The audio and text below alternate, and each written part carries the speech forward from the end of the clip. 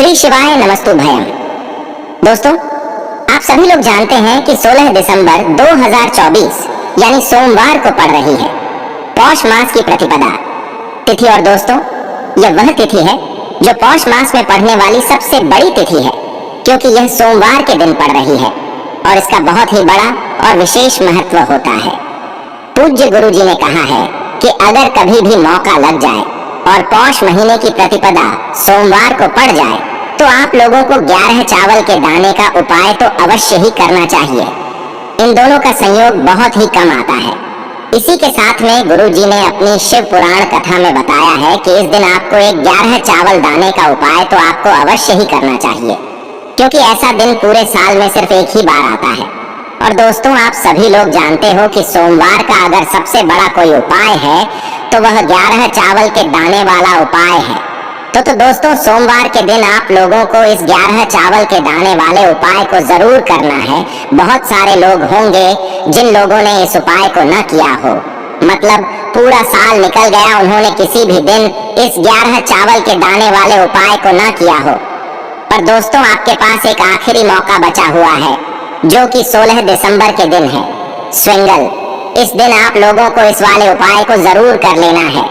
भले ही आपने पूरे महीने भर इस उपाय को ना किया हो, पर अगर आपने इस पौष महीने के सोमवार के दिन अगर इस वाले उपाय को कर लिया तो आपको इस उपाय को करने का वह फल मिलेगा जिसकी आपने कभी कल्पना भी नहीं करी होगी। इसीलिए आप लोग इस वाले उपाय को एक बार जरूर कर लेना है, ताकि आप लोगों के हाथ से यह मौका ना जा सके और आपको इस उपाय को करने का फल मिल सके। दोस्तों, यह उपाय पंडित जी ने अपनी अभी की ही श्री शिव महापुराण की कथा में बताया है। जी, इस उपाय को आज हम आपको बहुत अच्छे से समझाने वाले हैं। इस वीडियो को देखने के बाद इस उपाय को समझने के लिए आपको कोई और वीडियो को देखने की जरूरत नहीं पड़ेगी। तो चलिए दोस्तों, उपाय को शुरू करते हैं। देखिए, यह इस पौष महीने के सोमवार के दिन यह इतना खास होता है, इतना महत्वपूर्ण होता है, देखा गया है कभी कभी बड़े बड़े पूजा पाठ अनुष्ठान से जो मनोकामना पूर्ण नहीं होते, वह पौष महीने की सोमवार के दिन एक छोटे से उपाय करने से ही आपकी मनोकामना पूर्ण हो जाती है। और बहुत सारे लोगों ने इस उपाय को किया भी है। और इस वीडियो को लाइक करके कमेंट बॉक्स में श्री शिवाय नमस्तुभ्यम ओम नमः शिवाय जरूर टाइप कर देना। तो दोस्तों, इस 11 चावल के दाने वाले उपाय को हमें इस सोमवार के दिन कैसे करना है, किसको करना है, किस समय करना है और कहां पर करना है, ये सारे सवालों के जवाब आपको इस वीडियो में मिल जाएंगे।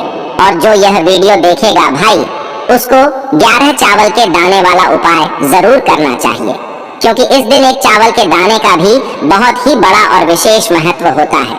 के दाने वाले उपाय को आखिर करना किसको है, सबसे पहले हम लोग वह बात जान लेते हैं।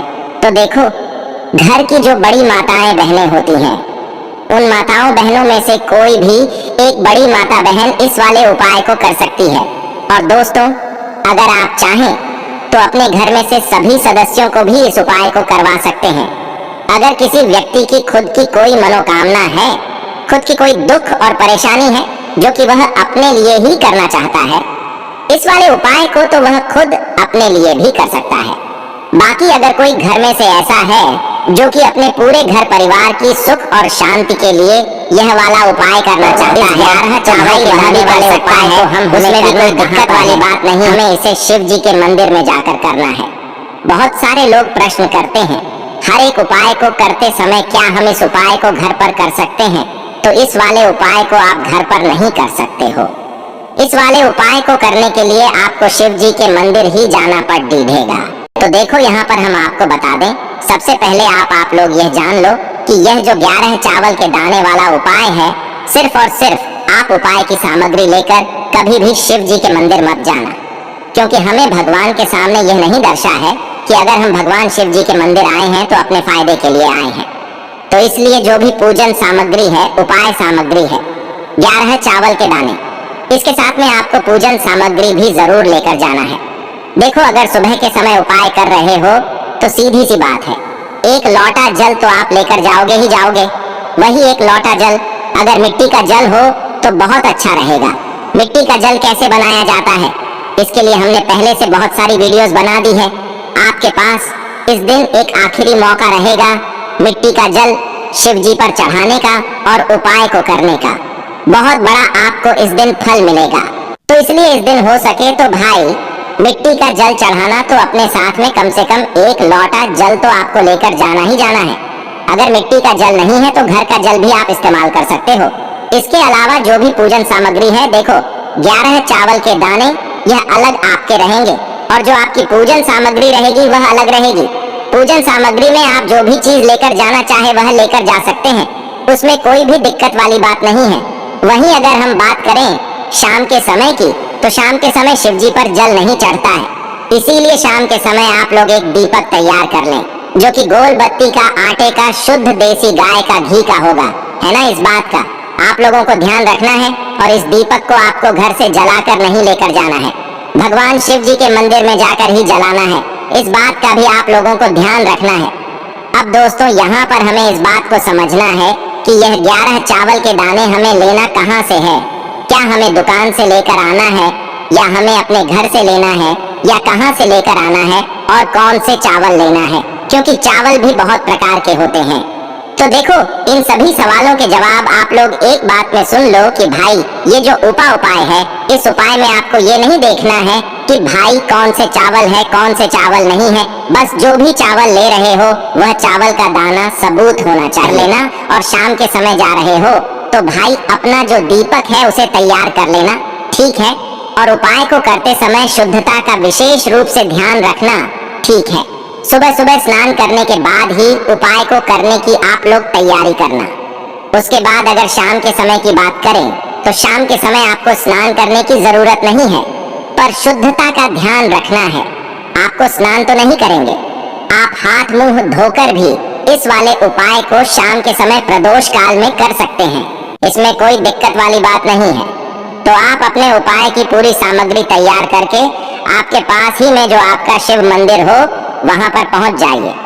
सबसे पहले शिव मंदिर में जाकर आप लोगों को उपाय नहीं करना है, पहले भगवान के दर्शन करना है, भगवान से आशीर्वाद प्राप्त करना है, फिर शिव जी की शिवलिंग के पास में आना है। शिवलिंग के पास में आने के बाद आप जो पूजन सामग्री लेकर आए हुए हैं, जैसे कि सुबह गए हुए होंगे तो 1 लोटा जल और जो भी पूजन सामग्री लेकर आए हैं आप उनसे भगवान शिव जी की पूजन कीजिए।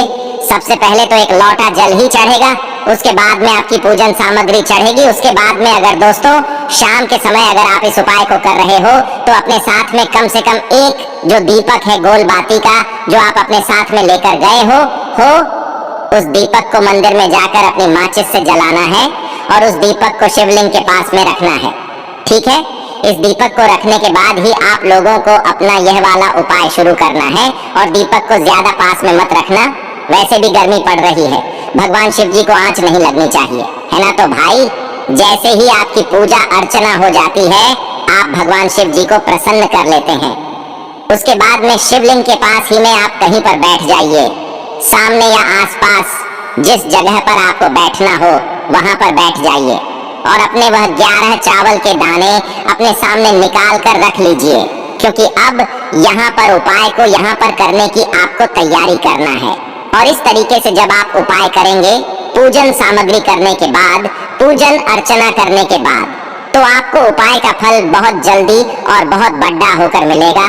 तो अपने 11 चावल के दाने अपने सामने निकाल कर रख लेना और यह जो उपाय है यह आपकी सीधे हाथ की हथेली से होगा, इसलिए इस बात का भी विशेष रूप से ध्यान रखना है।